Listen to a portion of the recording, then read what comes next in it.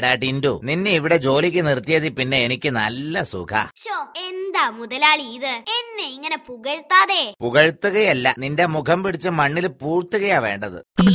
ഇയാളിത് എന്തൊക്കെയാ പറയണത്? മുതലാളിയല്ലേ ഇപ്പൊ പറഞ്ഞത് ഞാനിവിടെ വന്നതിൽ പിന്നെ നല്ല സുഖമാണെന്ന്.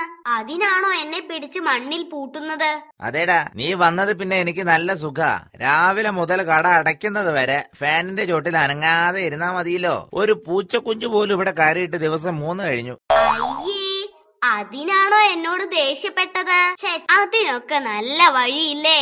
ബുദ്ധി പ്രയോഗിക്കണം മുതലാളി, ബുദ്ധി. മനസ്സിലായില്ല? ഏതെങ്കിലും ഒരു പൂച്ച ഇവിടേക്ക് കയറണം, അത്രയല്ലേ ഉള്ളൂ. ഒരു 10-15 മുട്ടൻ എലികളെ പിടിച്ച് കടക്കകത്ത് ഇട്ടാ പോരെ? എടാ, നീ എന്നെയോ മുടിപ്പിച്ചു. ഇനി കട കൂടെ കുളം തോണ്ടാനാണോ പരിപാടി? മിണ്ടാതെ അവിടെ എങ്ങാനും ഇരുന്നോണം. ആള് വരാത്തതിന് എന്നോട് ചൂടായിട്ടെന്താ? ഡിസ്കൗണ്ട് കൊടുക്കണം മുതലാളി, ഡിസ്കൗണ്ട്. നീ വന്നത് പിന്നെ ആരും ഈ വഴി വരാതായത്. 2 ദിവസം കൂടെ ഞാൻ നോക്കും. അത് കഴിഞ്ഞാ ചേട്ടൻ കണ്ണടച്ചിരിക്കോ? ദൈവമേ, പരിചയക്കാരന്റെ മോനായിപ്പോയി. അല്ലായിരുന്നെങ്കി എടാ, കടയിൽ വരുന്നവരോട് മാന്യമായും സത്യസന്ധമായും പെരുമാറണം. അതിന് ഞാൻ മോശമായി ആരോടും പെരുമാറിയില്ലല്ലോ. പിന്നല്ലാതെ ഡബിൾ മുണ്ട് വാങ്ങാൻ വന്ന ഔസേപ്പ ഏട്ടനെ നീ അപമാനിച്ചു വിട്ടില്ലേ? ഞാനൊന്നും ചെയ്തില്ല. അയാൾ ഡബിൾ മുണ്ട് ചോദിച്ചു, ഞാൻ 2 തോർത്തുമുണ്ട് കൊടുത്തു. എന്നിട്ട് പറഞ്ഞു ഒന്നെടുത്തിട്ട് മറ്റേത് പുതച്ചോ എന്ന്. ഡബിൾ മുണ്ടിനല്ലേടാ ചോദിച്ചത്? ഡബിൾ എന്ന് പറഞ്ഞാ 2 അല്ലേ മണ്ട?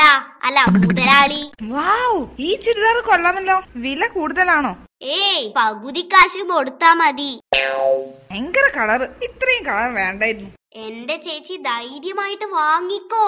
ഒരൊറ്റ അലക്കിന് ഈ കളറെല്ലാം ഒലിച്ചു പോകും.